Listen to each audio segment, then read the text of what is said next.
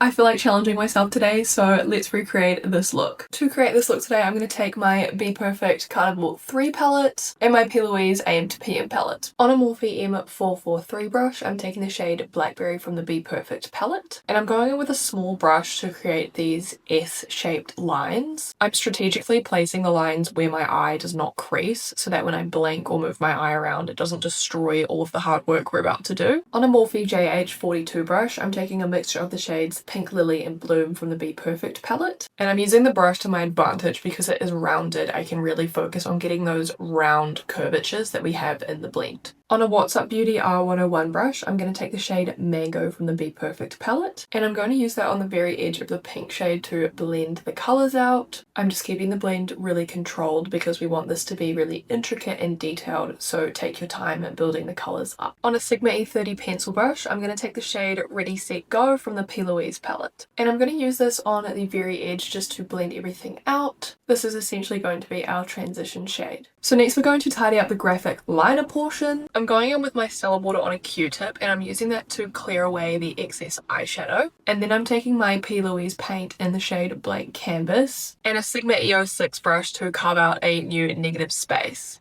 I'm just taking my time to do this because it is very fine, detailed work. On a Sigma E54 brush, I'm going to take the shade Trust the Timing from the P. Louise palette, and I'm just going to use that on the very edge of those graphic shapes. I'm going to leave the middle blank for another shade, and I'm just going to blend it softly up towards the brow bone. Next, on my finger, I'm going to take the shade Tahiti Green from the Be Perfect palette, and I'm going to place that right on the center of the lid, blending it into the edge of the yellow shades. On a Morphe M213 brush, I'm going to take the shade Key Lime from the Be Perfect palette, and I'm going to press that shade into those negative space cutouts just to tie the look together. In the original look, there is some yellow eyeliner around these cutouts, but I actually don't own a yellow eyeliner, and I tried to use eyeshadow in a mixing medium to do it, and it just looked shit. So for that reason, I will not be doing the eyeliner. Using all of the same brushes and colors as before, I'm placing each of those shades under the lower lash line, but I'm leaving the middle blank so that I can also put that green shimmer under the lower lash line. Using my finger, I'm going back in with that green shade and just pressing that onto the lower lash line. Just to add some extra sparkle, I'm going in with this pigment from Question Beauty in the shade Jungle Mirage, and I'm just applying that to the center of my lid.